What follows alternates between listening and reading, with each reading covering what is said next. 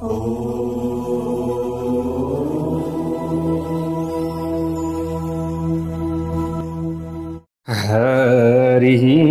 ॐ स्वस्ति श्री गणेशाय नमः। ॐ नमो भगवते वासुदेवाय। ॐ श्री हरये नमः। कृष्णाय वासुदेवाय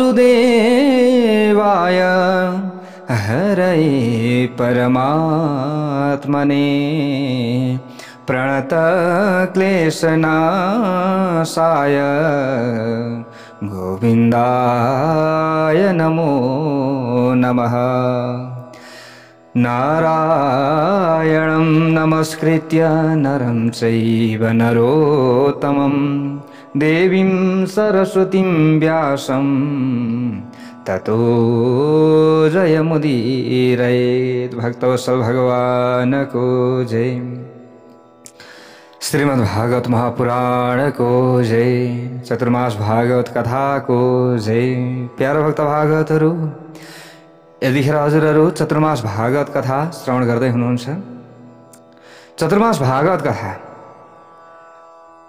अब श्रवण त हजुरहरू गर्दै हुनुहुन्छ, तर समयमा हजुरहरूलाई चाहिँ कथा सुनाउन पाइराखिएको छैन। यसमा अलिक दुःख पनि लागेको छ।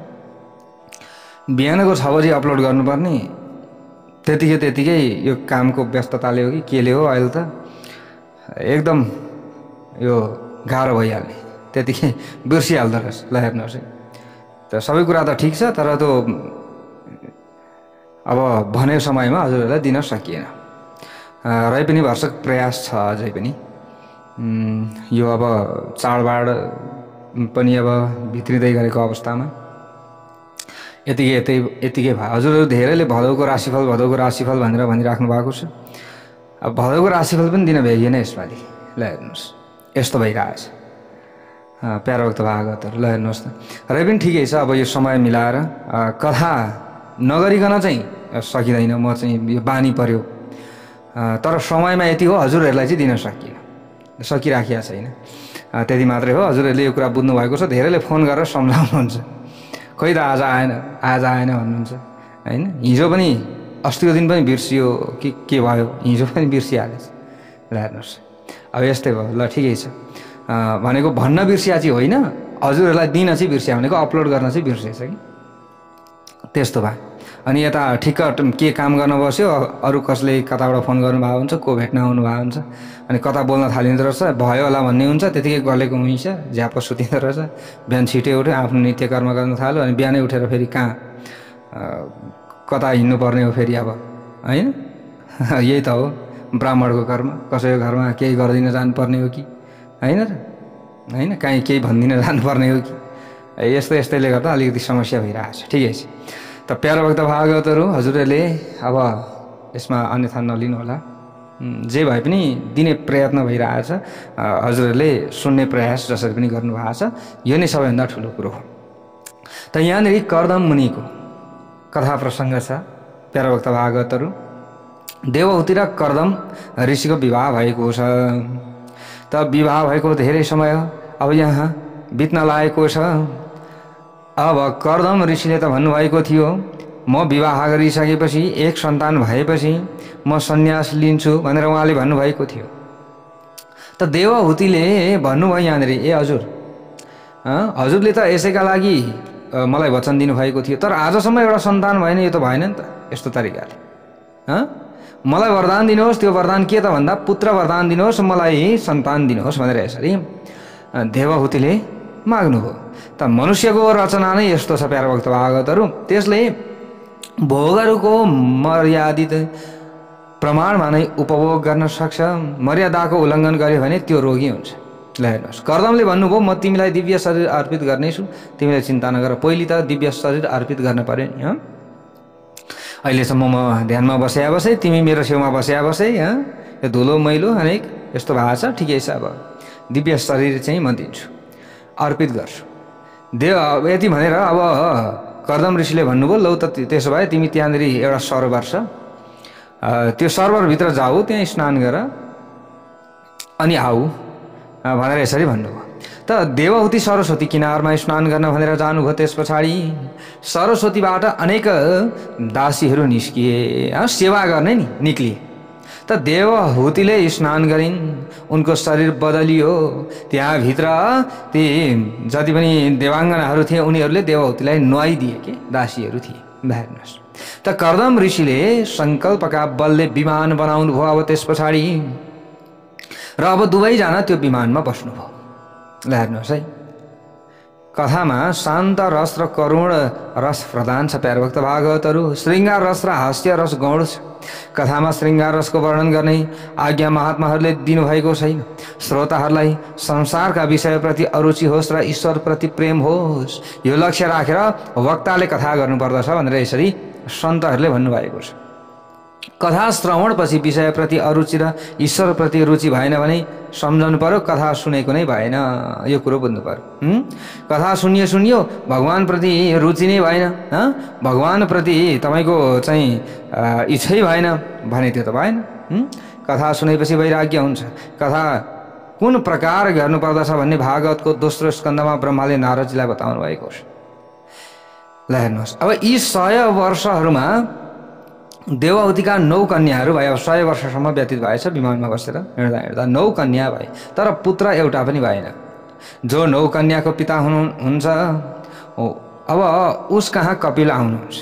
ल हेर्नुहोस्, जसका 9 सन्तानहरू हुन्छन् उसले ज्ञान पाउँछ। यसको मतलब अब फेरि यसो भन्दाखेरि सन्तान प्राप्तिका लागि मात्रै लाग्ने कुरो होइन, यसको रहस्यात्मक कुरो अर्कै छ।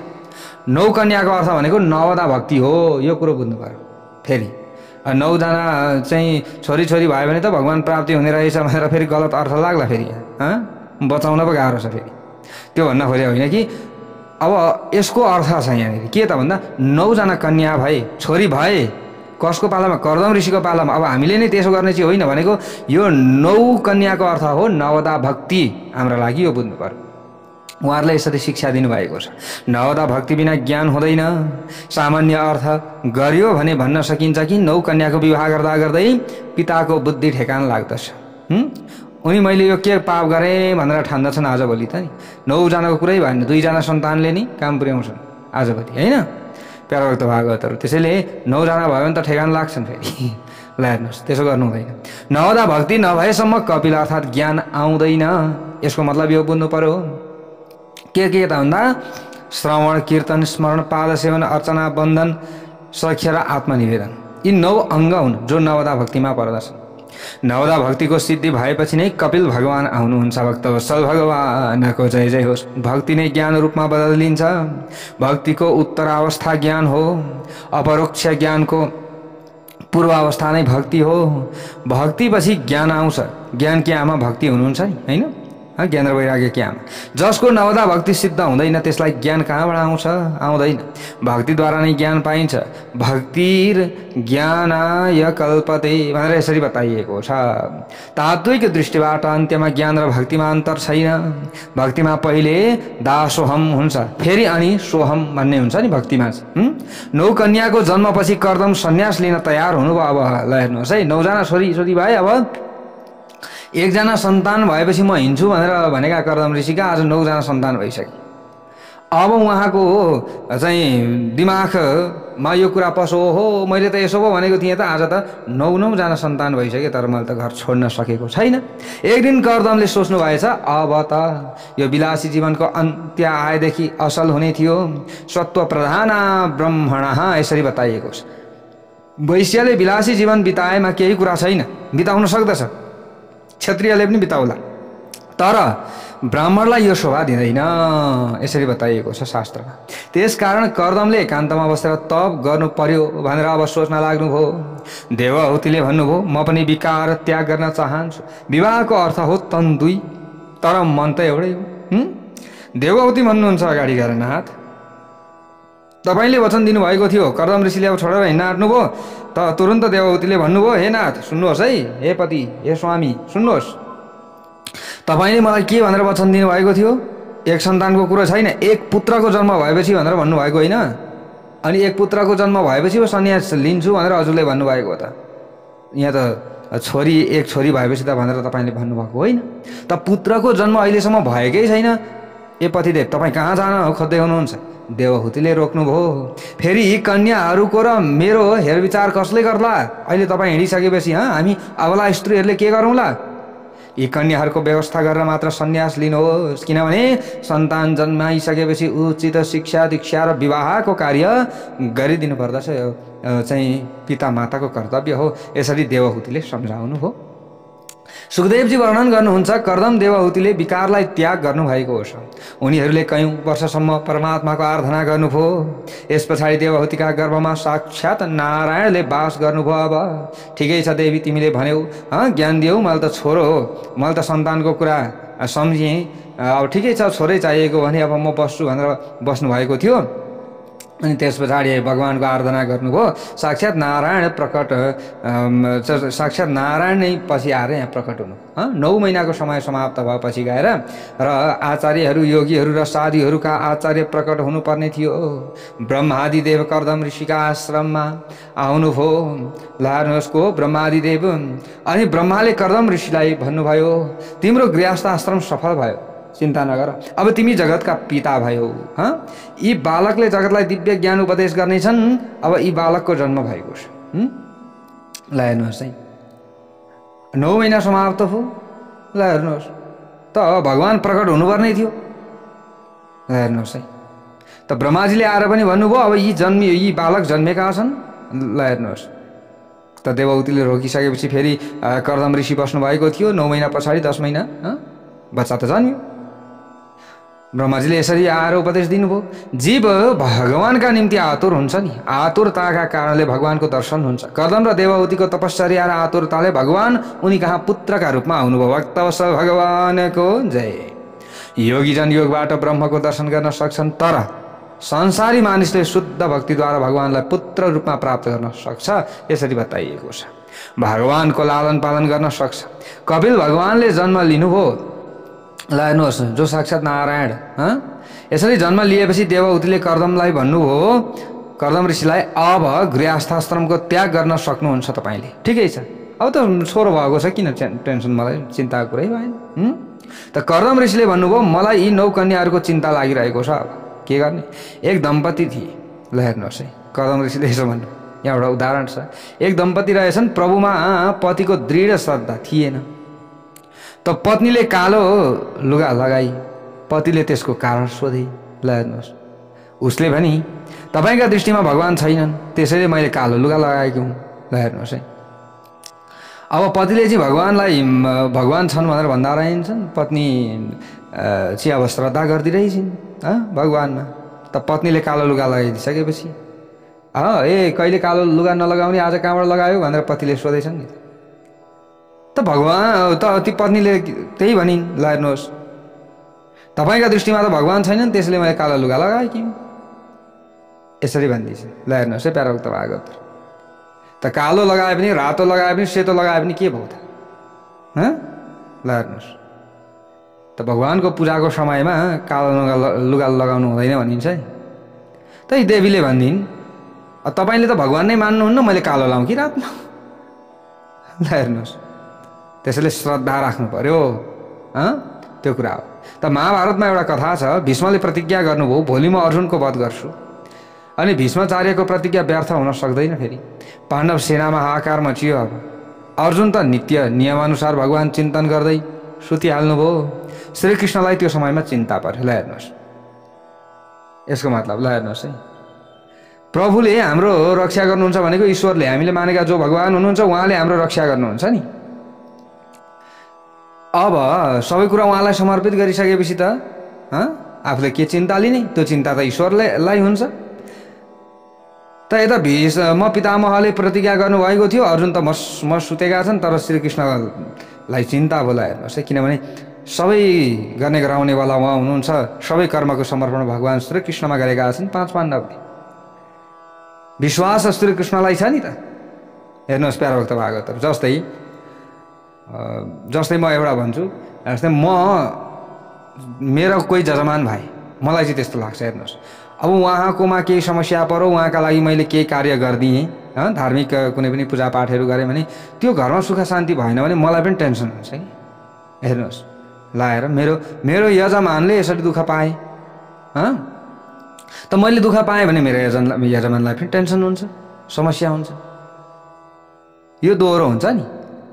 ल अब यहाँ मलाई पनि समस्या हुन्छ भनेको, हेर त मैले त्यति काम गरिदिएको थिएँ, उहाँको यस्तो काम बन्नुपर्ने थियो त्यो बनेन अथवा यस्तो भएन, त्यो समस्या त मलाई चिन्ता पर्छ होइन।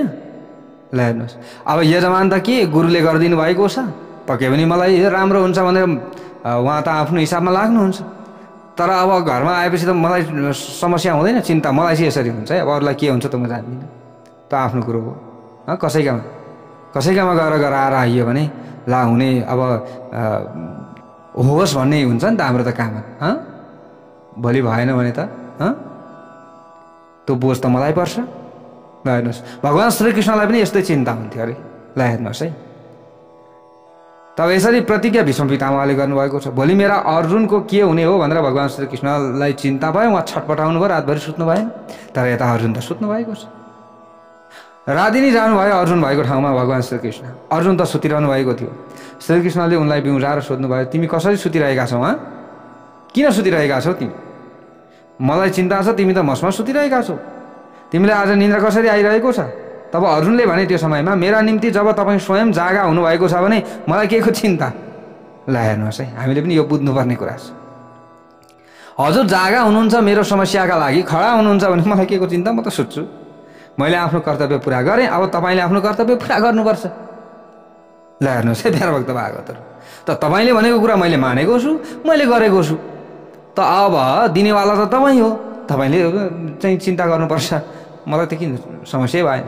ल हेर्नुहोस् अर्जुनले यसरी भन्नुभएको थियो अरे कि मैले भन्न खोजेको त्यो हो कि यदि भगवानलाई सर्वस्व हामीले ठान्छौँ भने उहाँलाई चिन्ता हुन्छ।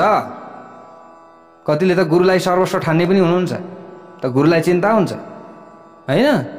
गुरु नै भगवान मानेर चाहिँ बस्ने कतिपय व्यक्तिहरू पनि त हुनुहुन्छ, त भगवान नै गुरु हुनुहुन्छ भनेर पनि बस्ने कतिपय व्यक्ति हुनुहुन्छ। ल हेर्नुहोस् त त्यो चिन्ता हो। नजाने भगवान त हामीले देखेका छैनौँ, तर गुरुका रूपमा भगवान हुनुहुन्छ। साक्षात हामीले देख्छौँ कि गुरुले चिन्ता गरेको, तर भगवानले चिन्ता गरेको त हामीले अनुभव मात्रै गर्ने, त्यो देख्ने कुरो त भएन। ल हेर्नुहोस् है, त्यसैले सबै समर्पण हामीले गर्न सक्नु पर्यो। मनुष्यको कर्तव्य के हो त भन्दा अनन्य शरणागति। ल हेर्नुहोस् प्यारा भक्त भागवतहरु, त्यसैले सधैँ के सोचोस्, राम्रो सोचोस्। अब झुट बोलेर हुँदैन प्यारा भक्त भागवतहरु, झुट बोलेर केही हुन्छ? केही पनि हुँदैन। अब आफूले भ्याइएन, आफूले गर्न सकिएन त आफूले प्रष्ट रूपमा बताउने कुरो हो।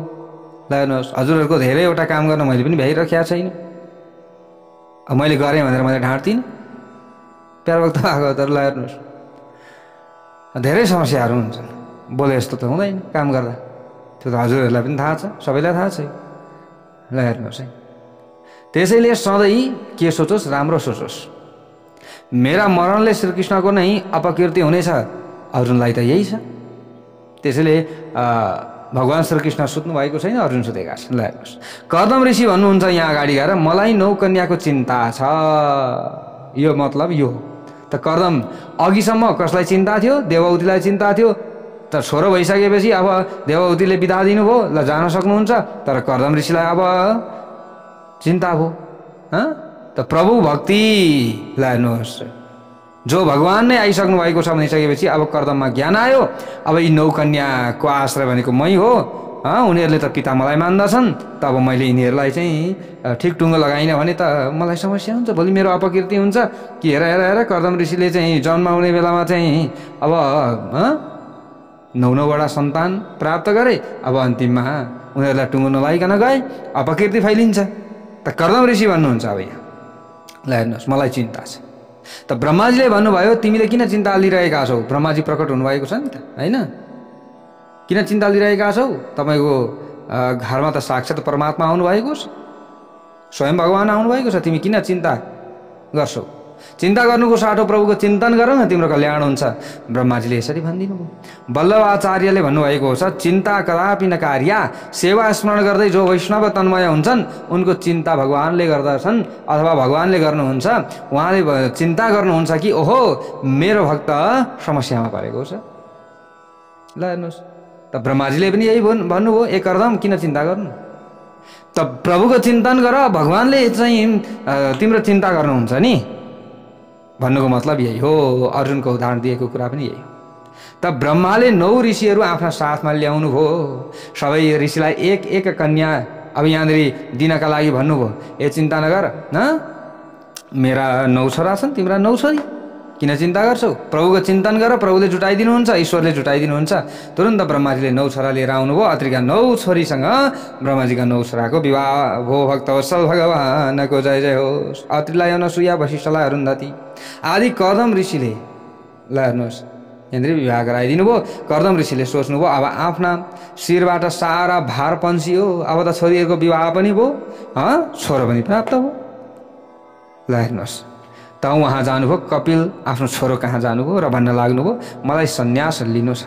काम्यानाम कर्मणम न्यासम सन्यास कवयो विदाह, केवल ईश्वरका निम्ति जो बाँच्छ त्यही सन्यासी हो। कपिल भगवानले भन्नुभयो त ठिकै छ पिताजी, तपाईँको इच्छा छ भने सन्यास लिनुहोस्। सन्यास लिएपछि तपाईँले कुनै प्रकारको चिन्ता नगर्नु, तपाईँले आफ्नो जीवन ईश्वरलाई समर्पण गरिदिनु। कपिल भगवानले पनि यही भन्नुभयो, किनभने कपिल भनेकै कर्दमका छोरा, जो भगवान नारायणका अवतार। यसरी बुझ्नु पर्यो। मुक्ति 2 प्रकारका छन्, कैवल्य मुक्ति अनि भागवती मुक्ति। कैवल्य मुक्तिमा जीव ईश्वरमा लीन हुन्छ, दुवै एउटै बन्छन्।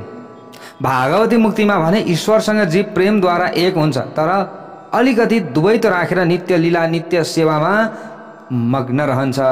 त्यसैले ऋषिले सन्यास ग्रहण गर्नुभयो। भक्तवत्सल भगवानको जय जय होस्। को ऋषिले भन्दा कर्दम ऋषिले। त परमात्माका निम्ति सबै प्रकारका सुखको त्याग नै के हो, सन्यास हो। बिना त्यागको सन्यास उज्यालो हुँदैन। कति मानिस निवृत्ति भरणपछि पनि दोस्रो नोकरीको तलासमा हुन्छन्। सरकारले भनिदियो कि कुनै समयमा सरकारले भनिदियो भने तिमी नोकरीमा योग्य छैनौ भनेर सरकारले भनिदियो भने नोकरीको खोजीमा जाने व्यक्तिहरूलाई दोस्रो नोकरी किन खोज्नु पर्यो, अब भगवानको भजन गर्ने दिन आयो भन्ने सोचेर कतिपय व्यक्तिहरूले त्यसरी लाग्छन्। ल कुनै न कुनै समस्या पर्यो भने भन्न खोजेको यो हो कि कोहीले सरकारी जायजका लागि मरिहत्ते गरो गरो गरो गरो गरो एकैचोटिमा त ऊ गुरुको शरणमा पुग्दैन। ल हेर्नुहोस् पहिल्यै त कोही व्यक्ति जाँदैन, किनभने उसले ठक्करै खाएको हुँदैन। ल हेर्नुहोस् प्यारोक्त भागवतहरू 5-6 पल्ट प्रयास गर्दाखेरि पनि भएन भने लौ न गुरुजी मेरो कुण्डलीमा के भयो, अब त्यस पछाडि जान्छ। जो समय कटिसकेको हुन्छ त्यस पछाडि गुरुले उपाय बताए पनि त्यो उपायको समय कति पनि रहँदैन, केही गरिदिए पनि त्यो समय कति पनि रहँदैन। एउटा हद त हुन्छ नि होइन जाहिरका लागि, त्यो हद उमेर काटिसकेपछि त अब त्यहाँ तपाईँले जे शान्ति गरे पनि अनि त्यो त हुनेवाला केही पनि छैन।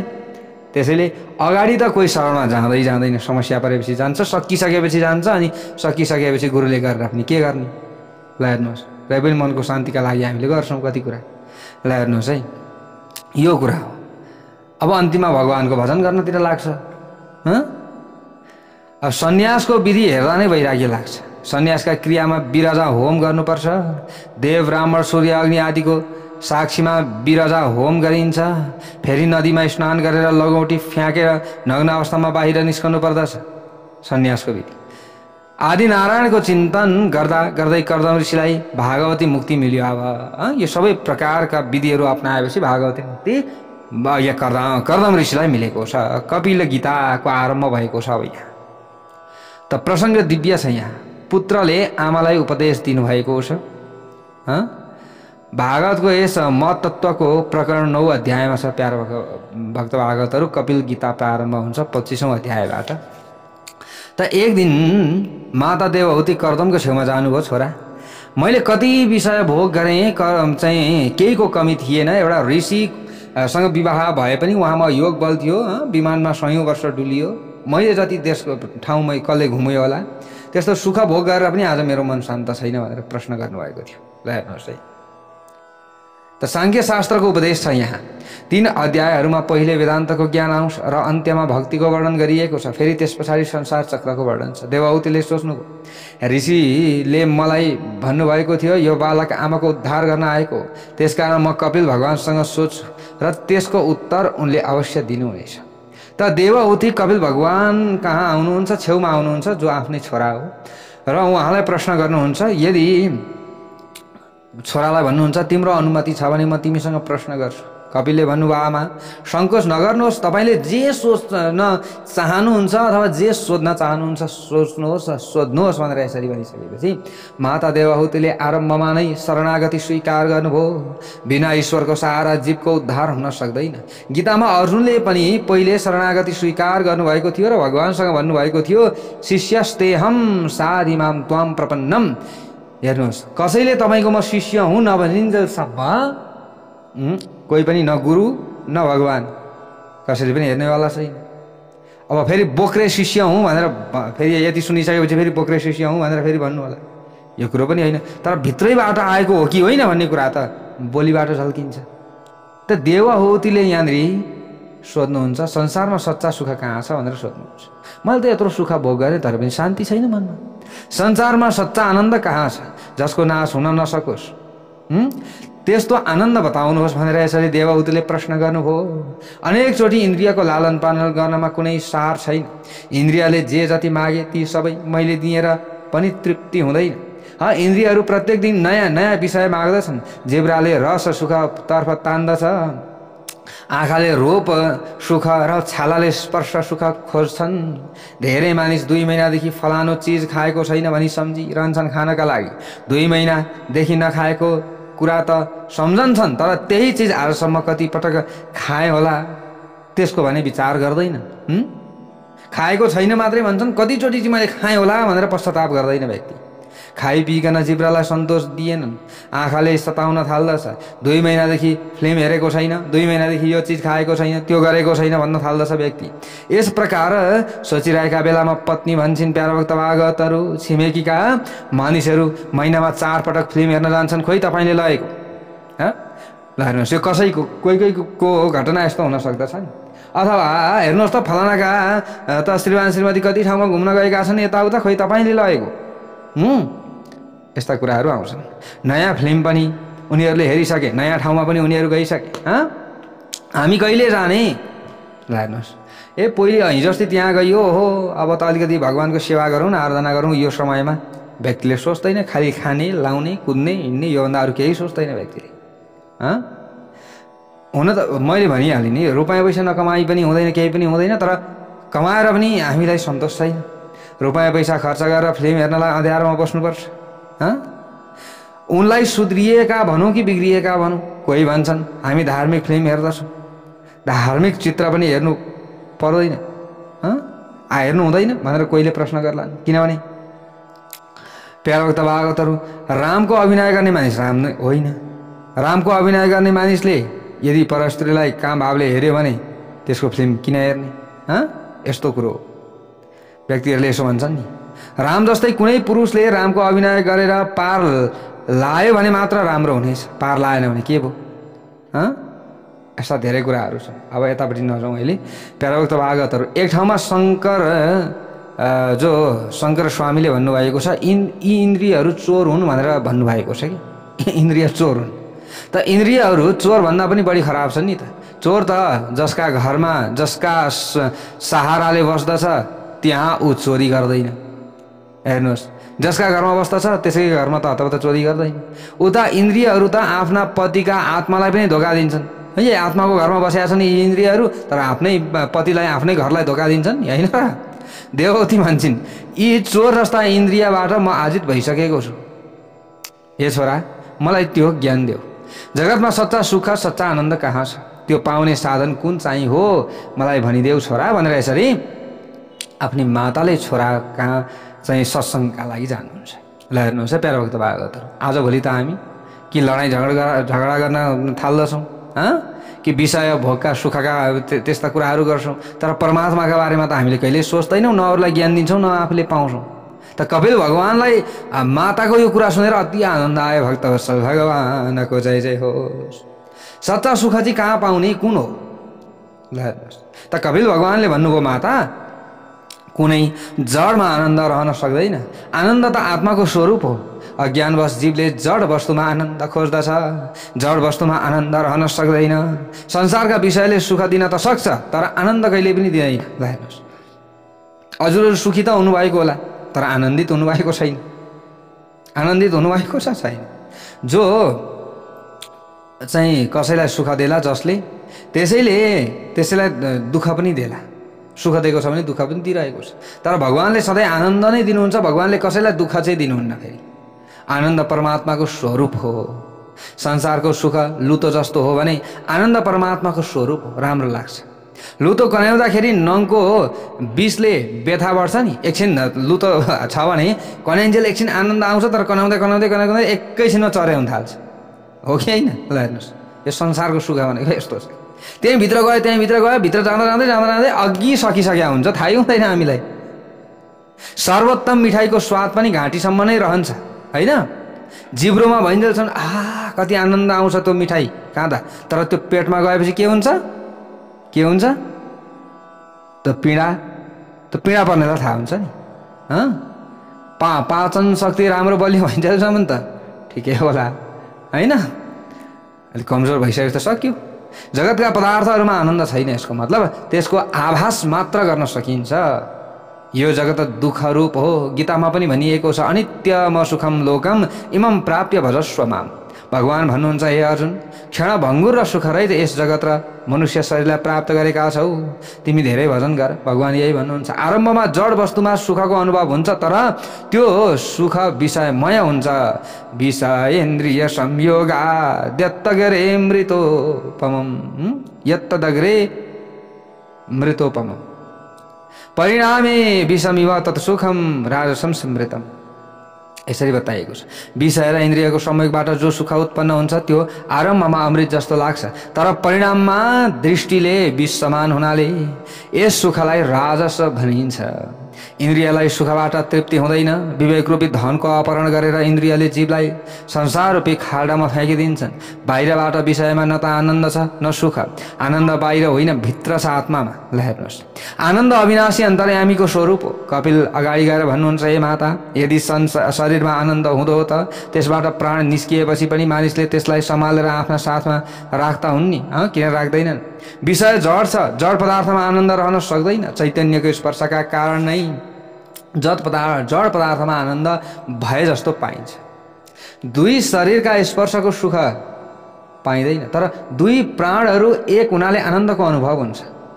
दुई प्राण जम्मा भएपछि सुख मिल्छ र अनेक प्राण अटाएका छन् भने त्यस्ता परमात्माको मिलनबाट कति बढ्ता आनन्द हुँदो होला। बाहिरका विषयमा आनन्द छैन तर चित्तमा मनमा आत्माको प्रतिबिम्ब पर्नाले आनन्द जस्तो अनुभव हुन्छ। मनले खोजेको पदार्थ इन्द्रियले पाएपछि विषयमा तद्रूप भइहाल्छ। ल हेर्नुहोस्, त्यसकारण केही समयका निम्ति एकाग्र र एकाकार हुन्छ। यसरी बताइएको छ। त्यस समय चित्तमा आत्माको प्रतिबिम्ब पर्दछ र त्यसबाट आनन्दको आभास हुन्छ। जगतका विषयमा मन फसेर रहेसम्म आनन्द पाउन सकिँदैन। आनन्द आत्माको त्यस्तै प्रकारको सहज स्वरूप हो। यसरी बताइएको छ। जुन प्रकार शीतलता जलको सहज स्वरूप हो, आनन्द आत्मामा नै छ। यसरी बताइएको छ प्यारा भक्त भागवतहरू। ल हेर्नुहोस्, यस्ता कुराहरू रहेको छ। त्यसैले अब हेर्नुहोस् त, यहाँ आत्मा र परमात्माको मिलन नै परम आनन्द हो भनेर यसरी बताइएको छ। के? आत्मा र परमात्माको मिलन नै परम आनन्द। भगवानमा मन अलमलियो र डुब्न लाग्यो भने तब आनन्द पाइन्छ होइन? बारम्बार आफ्ना मनलाई सम्झाउनु पर्दछ। संसारका जड पदार्थमा सुख छैन है। सुतेपछि सबै बिर्सनाले आनन्द पाइन्छ। सारा संसारलाई बिर्सिएपछि मात्र गाढा निन्द्रा आउँछ नि होइन? नत्र त रातभरि छटपटी पारेर सुत्न सकिन्छ? त्यता पनि सम्झेको छ, उता पनि सम्झेको छ। जब सबै कुरा बिर्सनुहुन्छ नि त्यस पछाडि मात्रै तपाईँ निन्द्रामा हुनुहुन्छ भन्ने कुरा बुझ्नुपर्छ। ल हेर्नुहोस्, यो सम्झाउन खोजिएको छ। आत्मा नित्य र शुद्ध र आनन्द रूप छ। हेर्नुहोस्, सुख दुःख मनको धर्म हो। मन निर्विषयी भएपछि आनन्द पाइन्छ। दृश्यबाट दृष्टि हटाएर द्रष्टामा स्थिर गर्न सके मात्रै आनन्द पाइन्छ। आनन्द परमात्माको स्वरूप हो। भक्तवत्सल भगवानको जय जय होस्। कपिल भगवान भन्नुहुन्छ, माता यदि विषयहरूमा नै आनन्द अडिएको हुँदो त सबैले सधैँ एकनासको आनन्द पाउनुपर्ने होइन र? तर पाउँदैनन्। अघाएका मानिसका अगाडि यदि श्रीखण्ड एक प्रकारको मिठाई भनौँ अथवा श्रीखण्ड नामको कुनै पनि मिठाई अथवा कुनै पनि ल मानिलिउँ कुनै मिठाई नै राखिदियो भने पनि उसले त्यो मन पराउँदैन। ल हेर्नुहोस्, बिरामी मानिसका सामु यहाँ जस्तै अगाएका मानिसका अगाडि कुनै राम्रो मिठाई राखिदियो भने त्यसले अझै त्यो पनि खान खोज्छ। यसको मतलब मन पराउँदैन होइन? तपाईँको चाहिँ मन नपराउने कुरो त हुँदैन। बिरामी मानिसका सामु मालपुवा राखिदियो भने पनि उसले खाँदैन होइन र? त्यसकारण श्रीखण्डमा मालपुवामा अर्थात् कुनै पनि श्रीखण्ड नामक मिठाई भनौँ इटिसी कुनै पनि विषयमा जड पदार्थमा आनन्द छैन। यसको मतलब यदि श्रीखण्डमा आनन्द रहेको भए बिरामीले पनि सो त्यो खानाको आनन्द पाउनुपर्ने थियो, तर उसले आनन्द पाउँदैन। त्यसकारण आनन्द श्रीखण्डमा छैन। यस्तै प्रकारले सबै विषयका बारेमा बुझ्नु पर्यो। संसारका पदार्थमा आनन्द छैन, तर मनले रोजेको विषय पदार्थ इन्द्रियले पाएमा उनीहरू अन्तर्मुखी भइहाल्छन्। अन्तर्मुखी मनमा ईश्वरको प्रतिबिम्ब पर्दछ, त्यसकारण आनन्द पाइन्छ। मन भित्रतर्फ फर्कियो भने सुख पाइन्छ, बाहिर गयो भने सुख उठ्छ। कल्पना गर्नुपर्छ, एउटा सेठ श्रीखण्ड पुरीको भोजन गरिरहेको होस् अथवा कुनै जस्तै श्रीखण्ड नामको पुरी भनौँ अथवा कुनै पनि एक नामको पुरी, त्यतिकैमा कतैबाट तार आयो। ल हेर्नुहोस्, भनेको कुनै पनि समस्या आयो। एउटा सेठ कुनै पनि व्यापारीले केही भोजन खाइरहेको थियो, त्यतिखेर उसलाई चाहिँ कुनै पनि दुःखको खबर आयो, कारोबार डुब्यो तिम्रो भनेर भन्यो भने त्यतिखेर उसले खाँदै गरेको त्यो आनन्द मिल्दै गरेको त्यो पुरी होस् अथवा कुनै पनि खाने वस्तु त्यसलाई विष तुल्य हुन्छ, खान मन लाग्दैन, त्यतिखेर छोडेर हिँड्छ ऊ बौला जस्तो भएर। हेर्नुहोस्, संसारका जड पदार्थमा आनन्द छैन। जहिले जहाँ आनन्द पाइन्छ चेतन परमात्माको सम्बन्धको कारण नै पाइन्छ। परमात्मा सोझा हुनुहुन्छ, जीवले उपेक्षा गरे पनि परमात्मा उसको अपराधलाई क्षमा गरिदिनुहुन्छ। आनन्द नारायणको स्वरूप हो। भक्तवत्सल भगवानको जय जय होस्। अब यहाँ आनन्दका विषयमा कुरा भइरहेको छ। कपिल भगवानले देवहूतिले सोध्नु भएको छ नि त, यो आनन्द कसरी पाइन्छ भनेर। त्यो शाश्वत आनन्दको बारेमा सोध्नु भएको छ त कपिल भगवानले यही ज्ञान दिँदै हुनुहुन्छ। यो ज्ञान नै हामीले प्राप्त गर्ने ज्ञान हो। अब अगाडिको प्रसङ्ग अर्को भागमा श्रवण गर्नेछौँ। भक्तवत्सल भगवानको जय जय हो।